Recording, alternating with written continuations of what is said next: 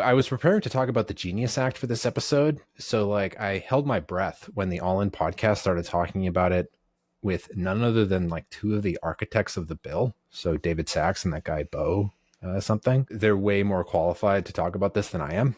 But then I was really relieved when that segment was over because they left so much interesting stuff, I thought, unsaid, including, even if you include that interview at the end with Bill Haggerty, who sponsored the Genius Act.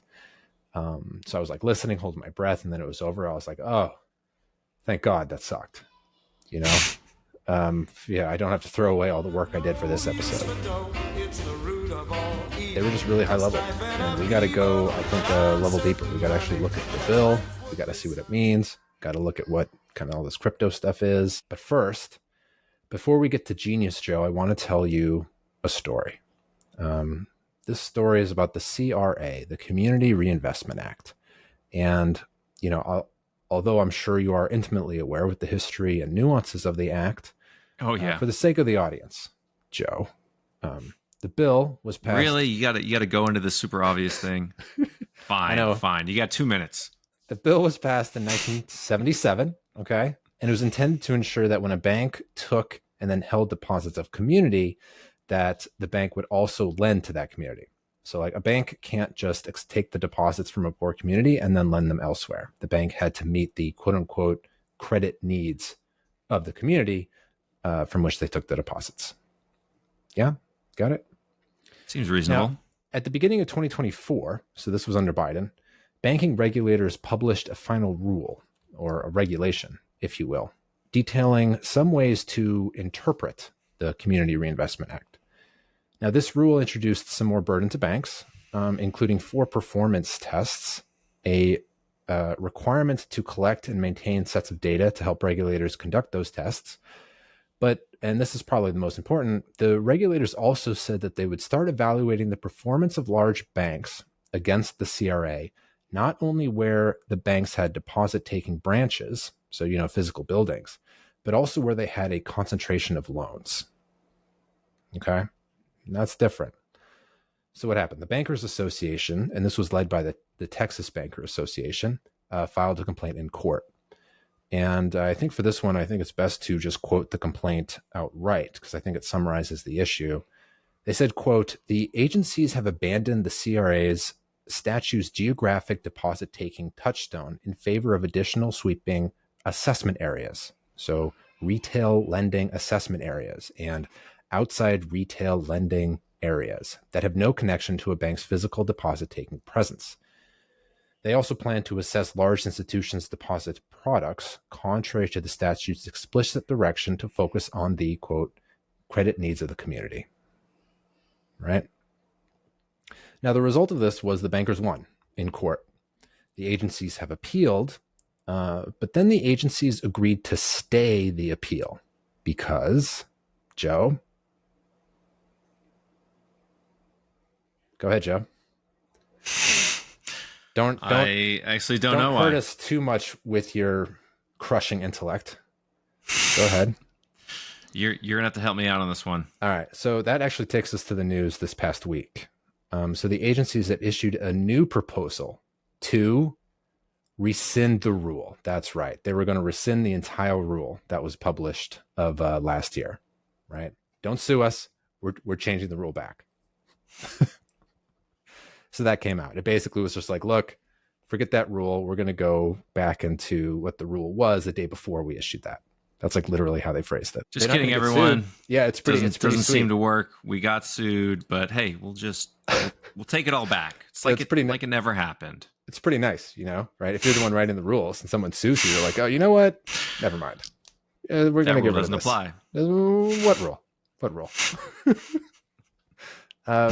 Like, I think this is a good story of kind of regulatory overreach, the balancing power of the courts. Now, whether or not you agree in principle with the design and the intent of the new rule, I think we can agree that's good that the banks were able to essentially hold the regulators accountable. They, you know, overstepping the spirit of the initial legislation with the new regulation. So what do you think? Sorry. So, what was the new rule again? And like, what was the incentive for the regulators to impose it, and then it kind of blew up in their faces? Good question. Yeah, so now you're kind of trying to get into the head of the regulators. And if you wanted to take a really cynical approach, I think you could say that they want power. They're literally expanding kind of the breadth of their power in a way. They're bigger saying budget. Like maybe bigger budget. I mean, it depends how cynical you want to go. The other is, and I sort of alluded to this when I said whether or not you agree with the spirit of the new regulation. I think a lot of people who work there are probably, valiant fighters for what they see as the right thing to do. That would probably be the softer way to interpret it. They really believe that, big banks are not doing everything they could for the little guy. And this is one way in which they could have them do more. Wait, so that was the original CRA legislation? So the original intention was to say, okay, here's a certain geographic area situated around this branch, and we want to make sure that you are lending to businesses in that area. You can imagine if there was like a poor neighborhood, they just set deposits, but then they said every business in there is a credit risk. We're not going to lend to them. Something's kind of messed up. So they said, no, you have to lend a certain amount to this area, and we're going to assess it on these examinations. What the new rule does is it says, forget about that. We're going to also look at everywhere in which you also lend. We're also going to look at and assess these other pockets where you're also lending. And you're going to give us data about like who you're lending to and what's going on. And we're going to potentially nix you for not doing a good enough job. Whatever that means. So don't ask me exactly how they measure that. Right. All right. The next up. So the next thing I wanted to bring your attention is the Rescission Bill. Joe, just passed the Senate on the 17th, July 17th. So this was the first rescission bill passed since 1992. And we're talking $9 billion, which look, I'll take what I can get. We've talked about on this program, cut stuff. They actually passed the rescission bill. And we were complaining about this. We wanted to get them. And then something flew. It kind of flew a little bit, I think, under the media radar. When I did like a Google search for it, kind of the first outlet that I saw come up, the news outlet that came up was NPR. And then I clicked on it and I realized it wasn't in their news section. It's their press release. Because they're like, listen, all our funding's gone. Okay, but we're going to still strive. Let us tell you why this is a terrible idea. I saw one of these compilation clips recently where someone on NPR from NPR on CNN arguing against it. It was like, show me one example of NPR being biased. And then it like cut to one of these congressional things where that guy Kennedy, who's kind of like says squirrely things, but he like has one of those huge boards and he has the huge plastered headlines up. American people spend about $500 million a year, give it directly to public TV. They give it to Corporation for Public Broadcasting. Corporation for Public Broadcasting picks its favorite local TV stations and radio stations, gives money to them, and the local TV and radio stations buy programming from NPR and PBS, which is loosely affiliated with the Corporation for Public Broadcasting. So that's over $1 billion, I guess, gone for public broadcasting over 2 years. But what else did they cut? And again, we don't expect you to trust us. We try to go to the details and just show you, walk it through ourselves. We're kind of figuring this stuff out as we go too, so we can take you along for the ride. Glance through this. International organizations. All right. Contributions to international organizations made available by this act. International organizations. You're kind of getting a theme here. Bilateral economic assistance.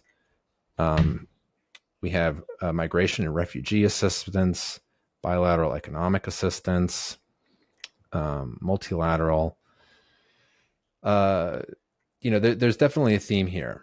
Bilateral economic, United States Agency International Development, BAM. And then here's Corporation for Public Broadcasting. And this is just like, whereas before you kind of use the language unobligated balances, here it's just like amounts made available through 26 and 27, just rescinded. So there are a couple carve outs. There looks to be like there was some kind of further thought put into this. So for this one, bilateral economic assistance funds appropriated to the president, global health programs made available, blah, blah, blah, provided that none of these amounts under this paragraph are to the following programs. So they'll list out, HIV, AIDS, tuberculosis, nutrition, right? So there are a couple carve outs.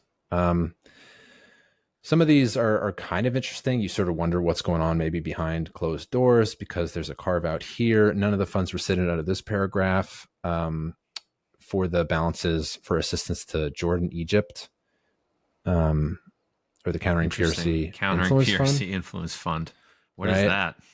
I don't know. Look it up. Never heard There's of it. Another one, Countering Influence Fund. So there are a couple carve outs, and you can kind of wonder about the politics going on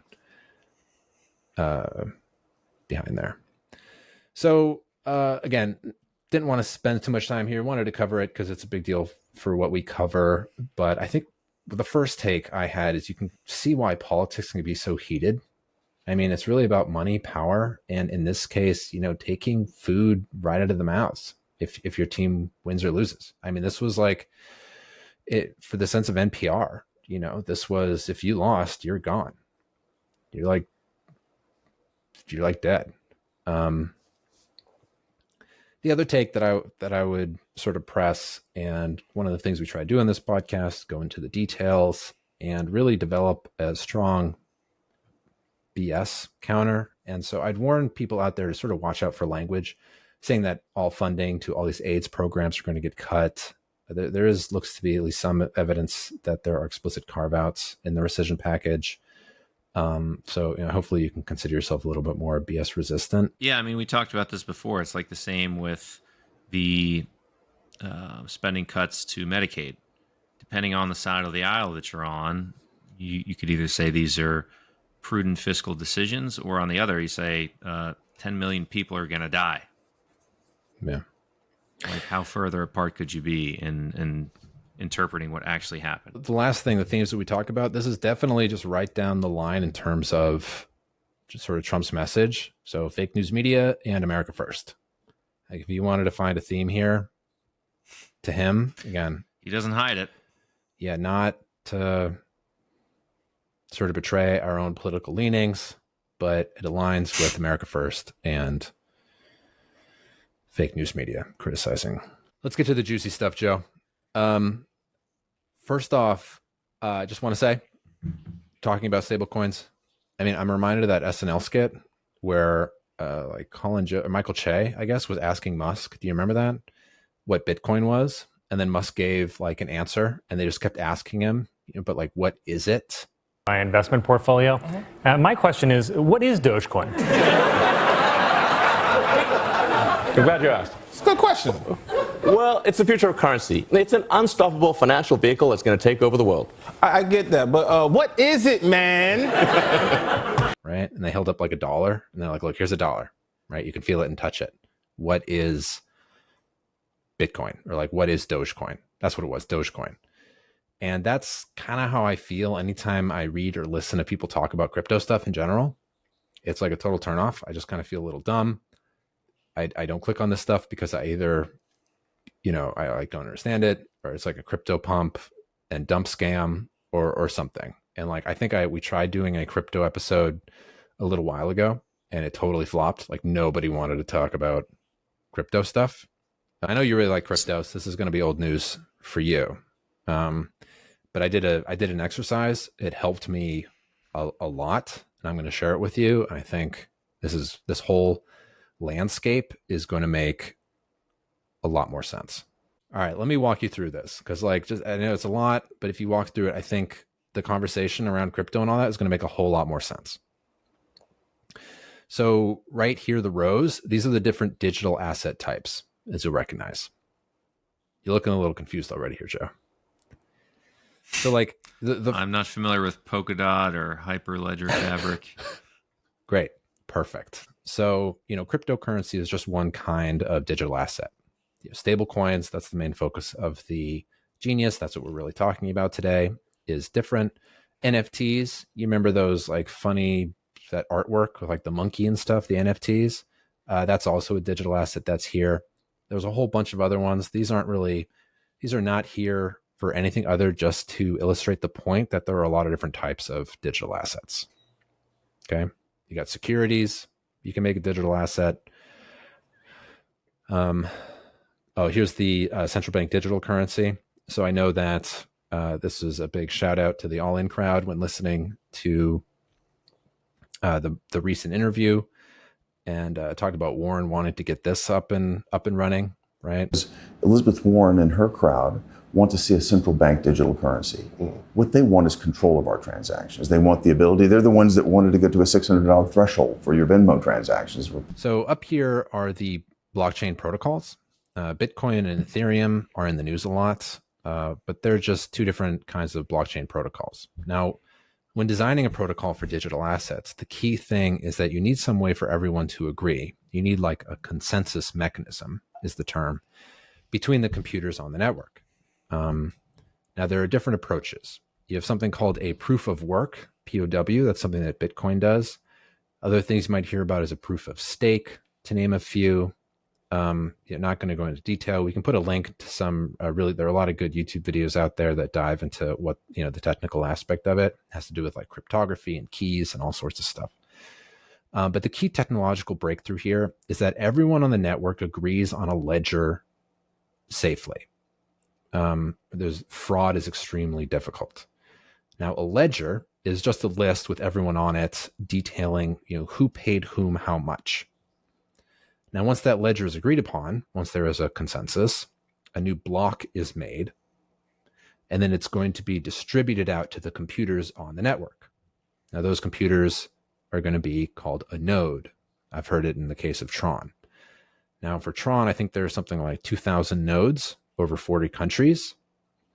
And then the actual block can be as small as like a megabyte, a couple megabytes. I think it might get like 50 megabytes, so upwards like this. It's in that range. And then the block is chained to the previous one. And then the entire history might be several terabytes or something like that. Now, a normal consumer might have a digital wallet, which doesn't have the entire history of the blockchain, but it can ping the nodes for the information that it wants or it needs. Now, the thing is, when designing one of these protocols, is that there's a trilemma.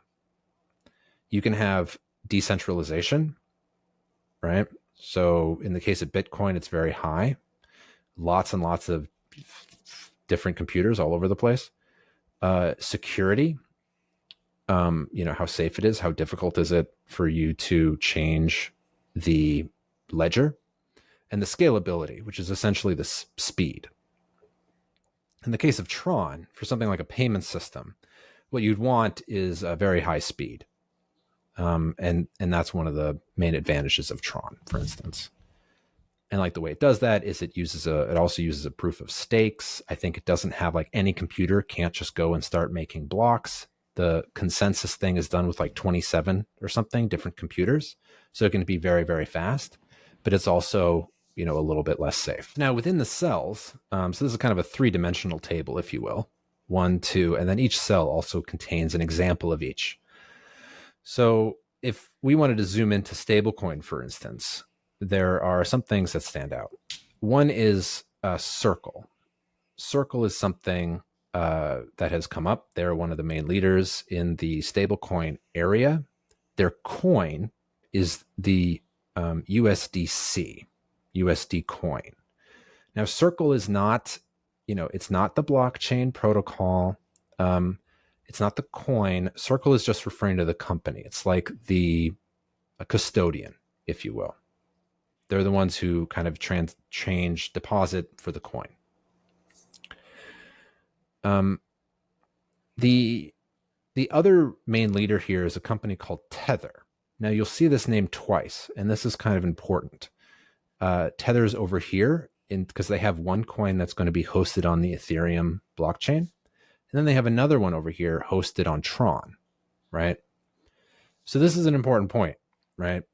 You can have one company like Tether issue multiple different kinds of stablecoins. So I think, in fact, these are just two. I think you can go to their website and you can see exactly all the different coins, and you can see how many are issued. I think this Tether hosted by Tron and the one hosted by Ethereum are definitely the two largest. Together, they are over like 100 billion in issuance. It's a lot. That's like some serious money. So this kind of also raises another question here, which is like, how do you exchange one stable coin for another, right? How is this supposed to work if everyone's running around with 1,000 different kinds of stable coins, right? How is a merchant supposed to like accept 50 different kinds of stable coins? So that's kind of one question I have. There are clearing houses that help you like exchange them. But just more broadly, I'm curious how that's supposed to fit into the ecosystem. The other thing here is you can see how one protocol like at Ethereum can handle multiple different types of digital assets, with the exception of Bitcoin. But these other ones, keep in mind when they're referring to Ethereum, they're not referring to like a cryptocurrency, like specifically, right? They're not. Ethereum has its own quote unquote like native cryptocurrency called Ether, but it's some protocol in which to host other assets. So anyway, I wanted to put this out there. I know how my brain kind of works is like, I need to see the whole landscape before I can start talking about anything. Otherwise nothing makes sense. You kind of use these words. I don't know where it fits in the broader landscape. So that's what this table is supposed to give you. Okay, Joe? Any questions? Soaking it all in. All right, Joe, why don't you take this slide? Go ahead. Who wants a stable coin? Well, a lot of people could want stable coins. For starters, individuals. Why is that, Joe? Because it offers 24/7 instant transfers. It's really convenient. That includes cross-border transactions. A bit more tougher to do in the traditional banking system. Merchants are going to want them too. Yeah, I mean, the other side of that. just to add to the other side of that.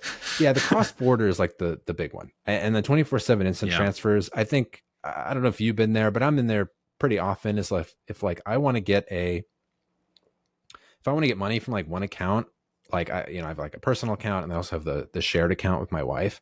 And sometimes you got to move money, usually from my personal to the shared. Okay. But like you write a check and you like take a picture of the check and then you just kind of hold your breath and wait for it to like show up, and then it kind of shows up, but like not really. It's still kind of like processing. Jeez, you write checks to yourself, physical checks. I write physical checks. So that's the other thing. Pen in hand. Okay. Wow. Okay, good. I'm glad you read it. So my wife, she's foreign. Love you, sweetie. And she's an accountant. And when she got to the US and found out we're using checks, she just thought this was crazy. They've moved beyond this. They do really wires in Russia, where she's from. And she just thought going checks was crazy. And apparently the current vice chair of supervision at the Fed, so this is Michelle Bowman, she also thinks that checks are not nuts, but they have a lot of fraud in them. And the way I know that is because... We're like 1 or 2 generations too late on checks here. What do you mean? It's just old technology. Oh, 100%. 100%. But like people, it's just hard to change. People still use them. Hard to change the ways. People don't really I got to pay my rent by check. That's the only thing I use a paper check for, because the monthly limit on like internal bank transfers. Yeah, that's good. So these are all pain points that we're talking about. Yeah, I still I still use checks. So there's a farm not too far from here. They do not accept cards. They only accept cash or checks. And like, I don't know who has cash, right? So, I'll bring a check over there and I'll fill something out for like $25 for like a pie and some apples, Nice. Write checks to ourselves. But what I was saying was Michelle Bowman also in her speech, right? In her first speech, of all the things that she could talk about, one of the big things that she talked about was check fraud. And then most recently, I think she also issued out a like request or something for information on how we can better combat check fraud. I mean, it's like crazy. It's like a little nuts, is the point. that we're still using checks, but we are. And then cross border, like, so the pains that we feel within one country is like much, much worse when you're trying to get, money cross border. Much slower, more expensive. Capital controls. All that. Yeah. So, with, and kind of one of the big selling points right now, and we'll talk about it a bit later on how banks are going to try to sell this, has to do with that component, right? So 24/7 at night, banking hours, we don't care. You can get a payment off to your Nana in, I don't know, Ethiopia, whatever, instantly. Actually, that did come up. So like we were trying to send money to my mother-in-law, and it was just incredibly difficult. Of course, okay, but that ought to do a lot also with sanctions. So remember, my mother-in-law is living in Russia.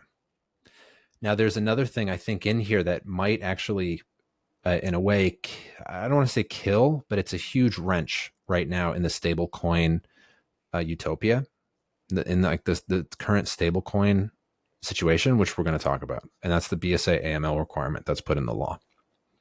But anyway, the other thing I want to talk about is merchants. And this is something I personally think is a very big deal, because like they are spending like insane amounts of money on credit card fees, right? You and I really were happy to just swipe a credit card, I think, and like pay for it one time at the end of the month. But merchants actually have to pay like 1% or something on average.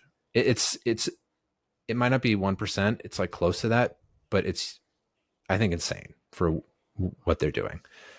I think I looked it up. I think like Walmart or something might spend like 5 or 6 billion a year on credit card fees. Right? Yeah. I mean, most big places though, that, goes back to the, consumer, eventually though, right?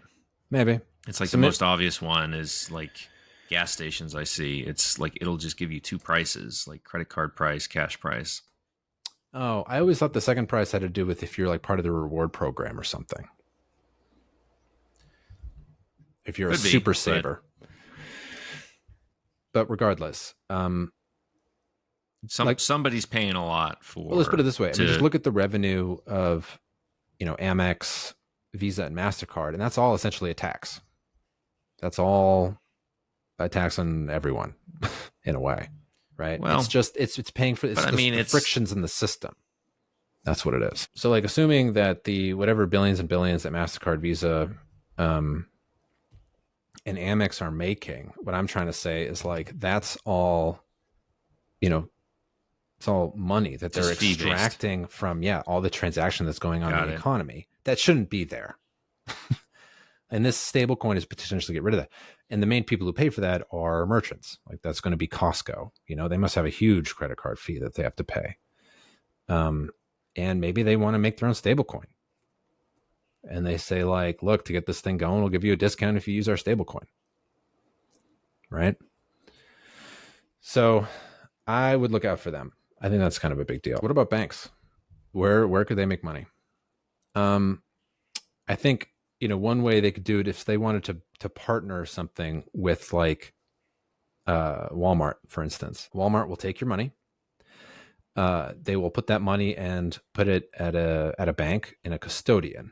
So what that is, it's like it's not on the balance sheet at the bank. And then in return, Walmart will like give you the stablecoin, and the bank will charge Walmart like a custodian fee.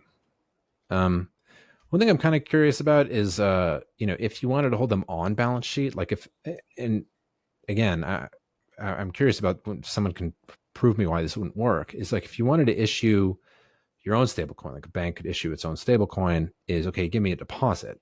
I turn around and I hold that deposit either as cash or I invest in short-term securities. I pocket the interest. And then you'll see later, but I'm not going to, interest on stablecoins is prohibited. So I don't have to give you any interest and I can pocket the difference. That's why stablecoins are wildly profitable. I would think they're wildly profitable. Exactly, for a bank. They are. And then also you look at these other like Trons and stuff, they do charge transfer fees. They're tiny. They're like, you're not even going to, it's like 0.003 pennies. Okay. So they're not going to show up unless you're doing gazillions of them. And then the other thing I wanted to mention, other kind of advantages, stable coins. So this is kind of interesting for banks. You can fine tune like interest expense. So again, this doesn't really apply to stable coins because you can't pay interest, but there are other things out there that are like deposits. They're like digital deposits. I think JP Morgan, I think, has one where like instead of charging interest by the day, you could like charge it by the minute, right? There are kind of interesting things you can do there because I know some banks really complain about other big financial institutions. At like end of day, they dump like a 300 million or something on you, and then you have to pay interest for that whole day, even though you couldn't really use it. And then they withdraw it like the next day. So like that kind of behavior. Continuous compounding. The next thing kind of cool here is instant settlement of securities. So this is a big deal for people who might work in the liquidity space. If you wanted to sell a security now, the cash won't actually show up for a couple days. Imagine if it was just instant. That's a big deal in sort of the finance world. That would get rid of settlement risk. You can talk about automatic interest payments. So right now, when the Treasury issues interest and stuff, they're actually people who are like conducting the wires and stuff, and maybe kind of reconciling things like that. If you were to go through a stablecoin or some other digital asset, then that overhead could potentially just be hardwired in there. Same thing with ideas like programmable contracts. How you doing, Joe? We're on 2 out of 5, and it's 8:07. So let me text my wife. We're going to be going late. Sorry, sweetie. Moving. So the other thing, just real quick, I want to mention, it's bipartisan. This is like a proper bipartisan bill. So again, coming back here, you can see it passed the Senate. The amendments, yay, nay, 68-30 in the Senate. 308 to 122. And like just looking at, who voted for it, you can look over here and you can see some D's with some yays. Let's look at Warren. No luck from Warren. But what were you going to expect? All right. Joe, what's in this thing? What is this regulatory clarity that's provided, quote unquote?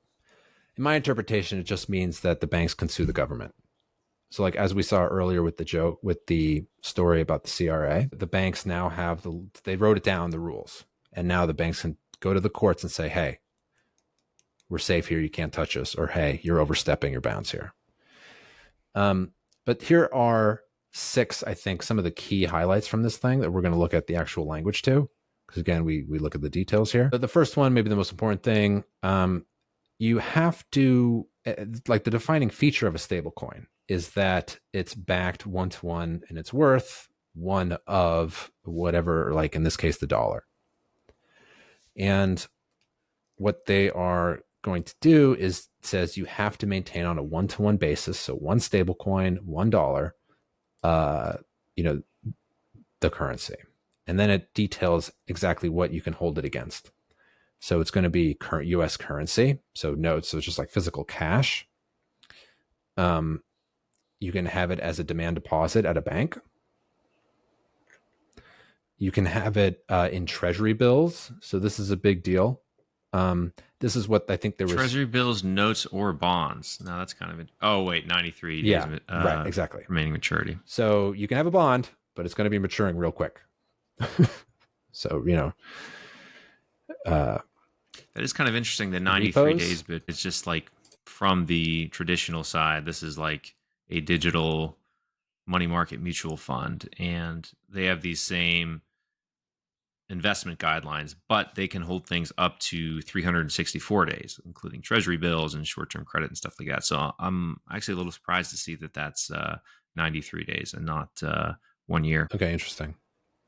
But this is the big thing that they were harping on before about trying to increase demand for these treasury bills, which, as we know, should lower the yield.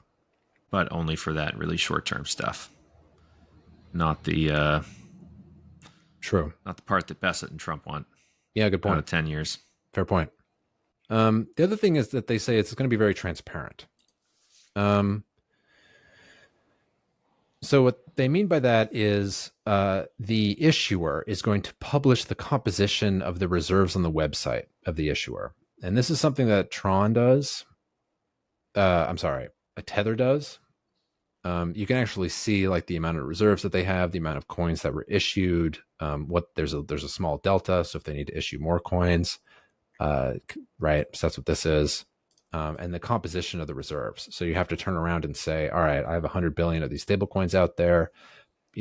20 billion is in cash, 80 billion is in treasury, whatever it is. And then on top of that,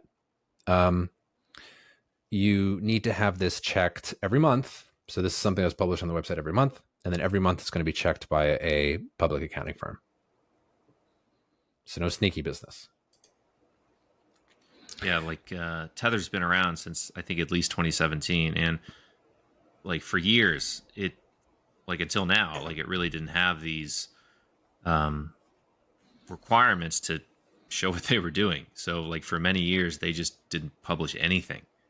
Just you didn't know what they actually held. Are they holding your dollars in Bitcoin and hoping for the best? And then like slowly they were forced into it just to try to gain some public trust, I guess. Like, we're not going to lose your money. And then they started publishing things, but then everyone's like, we don't believe any bit of this. It wasn't audited, wasn't, anything. And people found out they were buying like short-term Chinese securities and stuff, and everything got all spooked. And then that's interesting. Yeah. And then they're like, okay, fine. We're going to be audited. We're going to let that stuff roll off and we'll start buying treasury bills. They must be making so much money. I haven't looked into them. I forget the number, but it's like, I think they have something on the order of like 100 employees and make like billions of dollars in profit. And they have like 100 billion in treasuries, and they're just gathering interest on that and not paying anything on the other side. That's $4 billion the transaction a year fees of risk-free interest. And it's like the easiest, like in the world of finance, one of the easiest investment vehicles that exist. And they're just raking in so much money. All right. Well, so this is definitely going to start to change that. I think they're based out of like El Salvador. Can't last forever that way. Yeah, exactly. People are looking. They want a safe way to go do this themselves. Yeah. So new regulations. So congratulations. I think we might have a new regulator. I didn't see this is kind of interesting. So like they have capital liquidity and risk management requirements. This is something all banks are going to be very familiar with, but they don't actually say we're just going to put you under the same bank regulators. They sort of make this reference to a stablecoin regulator. Not 100% sure who that might be. But they're also going to give them capital requirements, liquidity requirements, reserve asset diversification regulations, and all that. I think that's mostly TBD. Now, what's not TBD is the BSA AML. We know exactly what the regulations are for that, but we'll get to that in a second. This is, I think, really important. There is a lot of consumer protection, so bankruptcy protection for holders. Now, the language in here basically says that if Tether or something goes under, the first one in line to get paid back are the people who hold the stable coins, right? The claims under the consumer against such person with respect to blah, blah, blah, shall have priority over the claims of any person other than another person with stable coins. No interest allowed. I think this is a huge deal. I was reading another report by the BIS, and just in general, the amount of risk that could happen to the stability of the financial system if stablecoins could earn interest is kind of unknown, and they don't really want to poke that bear. So when I read that, interest was prohibited, I really thought that this is like the central bankers or something coming in here and being like, listen, don't pay them interest. Okay. We don't know what's going to happen if you could start paying interest on these things. Because at that point, you not only threaten demand deposits, but you threaten like all these other different kinds of deposits. Money market mutual funds. Exactly. One of the primary ones. Yes. And once that happens, you start to really question like M2 and just what money looks like. And it's maybe just a little too much to bite off. Okay. Let's see what happens here. Okay. This is much more contained. That's when I read that was my first thought. From a bank's perspective, the bankers who got through like the banking lobby, they might want this in here for the reasons you and I know, which is like if they wanted to issue their own stablecoin and they would tell them like, listen, I'm sorry, I want to give you interest, but I can't. It's prohibited by law, right? So it makes it real easy for them. I wonder if that's not how they kind of got through or helped to get through the banking lobby. Again, speculation. I don't know. Okay, here's the big one that I want to talk to you about, the BSA AML. So BSA AML, that is the Bank Secrecy Act. I don't think even AML is reported here. I guess, okay, so Bank Secrecy Act / AML, that's a phrase that comes from my days back in supervision. Those were always next to each other. I don't see that here. But whatever. The point is, what they write here, I think is really critical. They say a permitted payment stablecoin issuer shall be treated as a financial institution for the purposes of the Bank Secrecy Act. Okay. And, as such, subject to, everything, including like economic sanctions, preventing of money laundering, consumer identification, due diligence, that a bank would have to do. Now, I've done BSA AML exams, and they're no joke. The amount of stuff that banks need to do to like make sure that money that, less than X amount of dollars or, being transferred, if any sort of like suspicious activity, you need to write a report on it. You need to issue it to like FinCEN. You need to, there are like dollar caps on how much that could be. There are whole teams of people that work on this. And they're saying, stablecoin, these crypto people, the other companies now have to do all of this. Now, maintain an anti-money laundering program. You need to start aligning with sanctions. So there are like special lists of people that you need to make sure that, your clients aren't going to be giving money through them. So you need to KYC, you need to know your customer, right? You need to get a certain amount of information from them. The information that you need to get is extremely prescriptive. So what I mean by that is legislation or regulations can be, very prescriptive or not very prescriptive.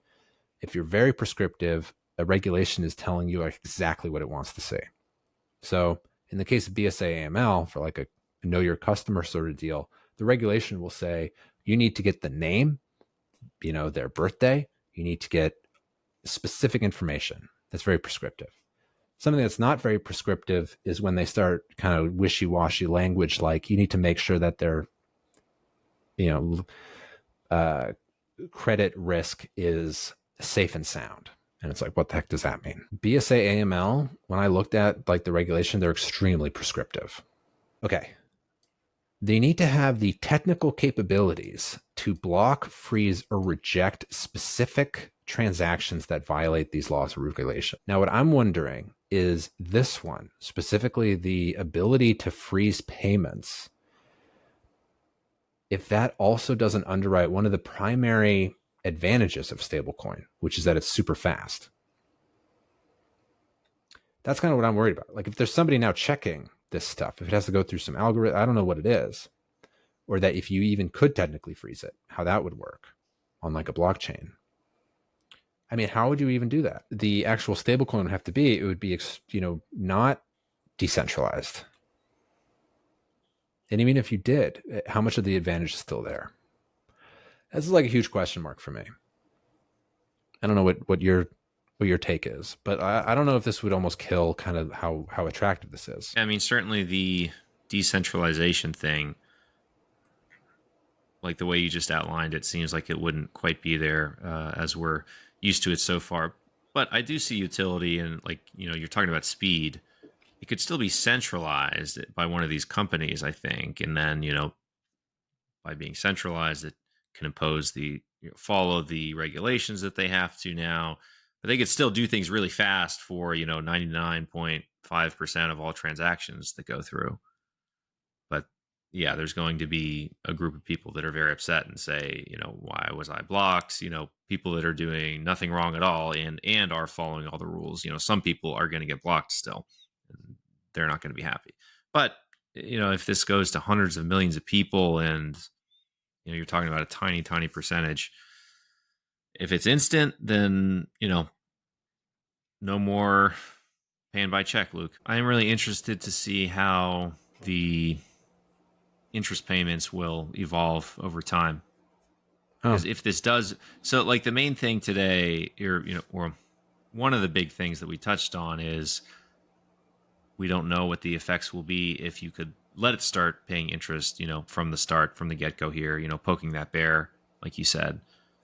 Maybe over time when we get broader adoption under this more limited capacity, and perhaps over time as everyone starts using these things, like I gotta imagine our kids' generation, they're not going to know what a check is. It'll be pretty native in that kind of domain from that point forward. I don't, hopefully it doesn't take 20-30 years, but like eventually these things will start resembling money more and more. This seems like a kind of the very first gentle nudge in that direction. Yes. Which is a good thing. Yeah. No, I think definitely we've got to dive into this. Yeah. Price of Bitcoin's up. Did you buy any? You're saying you're going to buy some? Not now. About years ago. Oh, okay. Oh, you did buy it? Oh, yeah. Oh, good for you. Shit. So now where it goes up, I just look and smile now. Too many times years ago, I bought it after it had already gone up. But I learned my lesson back then. Got it. All right. Okay, sure. You're supposed to buy it before it goes up. Sorry, Joe. Of course. I always forget that part. And Ned, we're definitely at the early stages of figuring this out. Pretty exciting. See what the new world, we, as in both, you and I, Joe, me personally, will relay to you what we find and figure out as it comes. It could be super important, not only for our personal lives, but banking and the even monetary policy and the financial system in general. So we'll be following along, relaying this to you, demystifying it, hopefully, for you and ourselves. So until then, get into the details right here in the Root of All Evil podcast. I'm Luke. I'm Joe. And I'll see you next time. Thanks for tuning in.